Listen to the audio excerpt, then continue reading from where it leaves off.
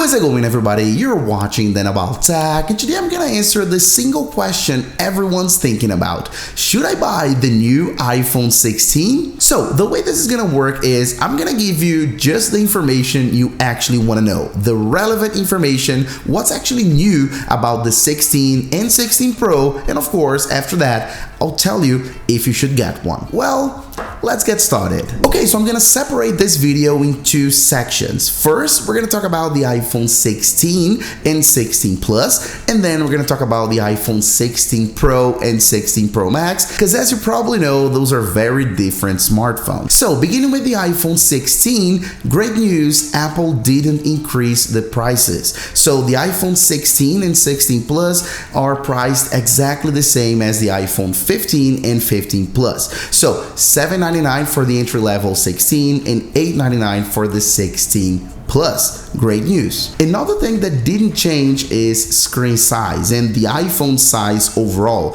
So if you're already used to the iPhone 14, 15 and so on, you'll feel at home with the iPhone 16. We've got the exact same screen size with 6.1 for the iPhone 16 and 6.7 for the 16 Plus. Now let's talk about what has actually changed, starting with the battery. And that's great news because the iPhone 16 battery is now larger compared to the iPhone 15, and of course with a larger battery we will have better battery life, so that's awesome news. We've also got new colors, so now the iPhone 16 comes in white, black, ultramarine, which is blue, teal, which is a green, and also pink. And if you didn't really like the iPhone 15 colors because you felt those were a little bit too washed out, those are completely different. So the iPhone 16 colors are really vivid and bright. Those are great colors. And as I'm sure you have seen already, the biggest design change in the iPhone 16 has to do with the new camera. So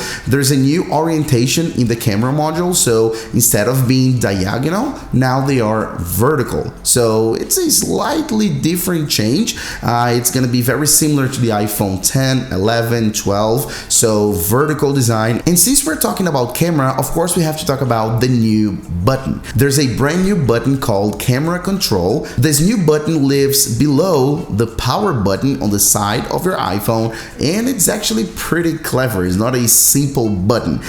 It's actually made out of glass, so it's a sapphire glass, and it's actually a trackpad. So of course you're going to use that mostly to control your camera. So as you press on the button, you will launch the camera. As you press again, you take photos, press and hold for video. You'll also be able to cycle through modes when you are on the camera app, right? So then you can adjust pretty much every setting on your camera through it, and of course adjust everything using the touchpad and sliding. It is very, very cool. Let me show you how this will look like and where exactly it'll be on a case that I have right here prior to the iPhone 16 release, but I already have iPhone 16 cases. So as you can see, that's where it's gonna live. The size, as you can see, it's pretty large. It's a significant button, and it'll live actually very close to the 5G antenna on American specs iPhone. So it's gonna be very close in that position, and then that's how we're gonna use it. Still talking about the camera, we have improvements in the camera system as a whole. So now we have better zoom, so better quality in your zooms when you're using the wide camera, the main camera. So the zoom will be slightly better. As you know, the iPhone 16, the entry level, does not have a specific telephoto camera, so it uses the main camera for zoom, so we get better quality through that camera. And also we have a new ultra wide sensor. So the other camera on the iPhone 16 is an ultra wide, right? So we get a new sensor which will capture more light, so we will have better performance in low light scenarios, which is always very tough and complicated when we're talking about low light with the ultra wide camera on the iPhone. Now it's supposed to get better. One thing that didn't change, unfortunately, has to do with the display. So we still have a 60 Hz display on the iPhone 16 and 16 Plus, but at least we have a new ceramic shield, so it's ceramic shield 2. So the glass itself on the front of the iPhone 16 is ceramic 2 now, and is actually 50% tougher compared to ceramic 1 from previous iPhone generations. options. So that's actually great. And also the iPhone 16 screen now gets brighter on maximum brightness and of course dimmer on minimum brightness. So that's excellent. We also have to talk about the action button, which was a specific button that was exclusive to the iPhone 15 Pro series. Now it's in the full range of the iPhone 16. So we have it in the 16 and the 16 Plus. It's a great button, customizable button that you can use to launch pretty much anything on your iPhone. Now we have that on the iPhone 16. We also have a new chip on the iPhone 16. So instead of using last year's chip, last year's processor, no, the entry-level iPhone is actually using a brand new chip which is called A18. So it's faster, it's much better than before, and also we have 8 gigabytes of RAM, so the iPhone 16 is compatible with Apple Intelligence. And if you're thinking about this lately, why my iPhone doesn't get Apple Intelligence, why I can't use it on my iPhone 15 or 14 and so on, I do have a dedicated video. I'll leave it right here, link in the description, where I tell you exactly why older iPhone models are not compatible and just the 15 Pro and newer will actually be capable of running Apple Intelligence. I give you the real reason why. Go ahead and check it out after watching this video.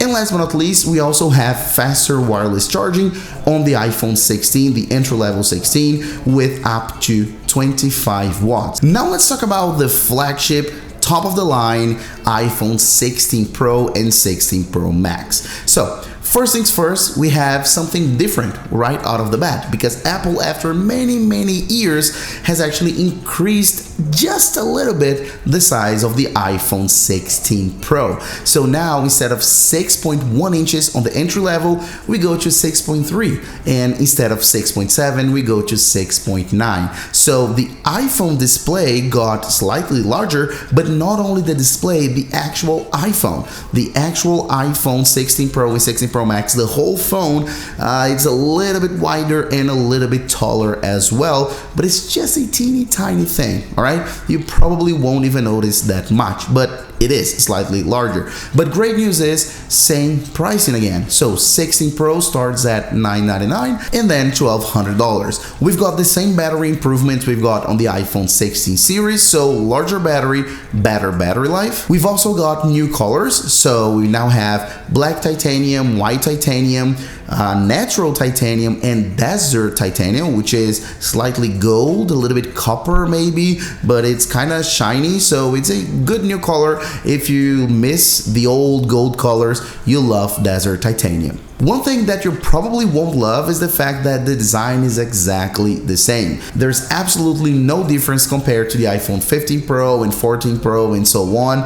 You look at it, it's the exact same phone. There's no change even in camera orientation or anything like that, like the iPhone 16, the entry-level one. No, on the Pro series, it's exactly the same. So if you don't get the new launch color, no one will notice you have the 16. Of course, you get the same camera control button as you get on the iPhone 16, the exact same button with the exact same features. There's some slightly different changes software-wise, but the button, the hardware, it's exactly the same. Now, talking about the cameras themselves, of course, we've got improvements as well. So we have a better main camera, which is now called Fusion camera, and a new 48 megapixel ultra-wide camera. So instead of 12 megapixels, the ultra-wide went up to 48 megapixels. So of course, it will not only capture more light as well, just like the iPhone 16, but you have better, crispier photos. So in theory, let's wait until we actually have it in our hands.